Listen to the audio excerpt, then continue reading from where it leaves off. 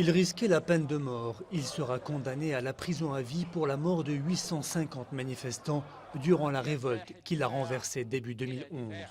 Ces images sont les dernières d'Hosni Moubarak. C'était le 2 juin dernier devant un tribunal du Caire.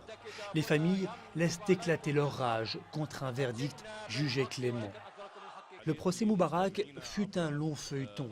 Les Égyptiens voulaient une justice exemplaire pour en finir avec le cauchemar de la dictature.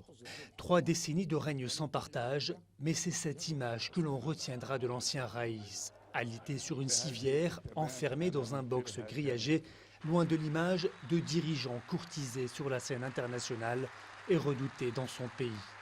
Le règne d'Hosni Moubarak a débuté en octobre 1981, une semaine après l'assassinat du président Anwar al-Sadat par des islamistes. Il décrète alors l'état d'urgence, constamment reconduit durant son pouvoir. Pragmatique, il maintient contre vents et marées l'ancrage de son pays dans le camp pro-américain et préserve les accords de paix avec Israël. Ancien commandant de l'armée de l'air, il réussit à maintenir jusqu'au 25 avril 2011 la stabilité de l'Égypte en s'appuyant sur la police et un parti aux ordres.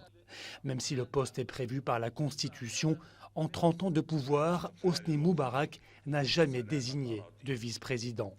Sous la pression de la rue, il le fait le 29 janvier 2011 en la personne d'Omar Souleyman, le chef des services secrets.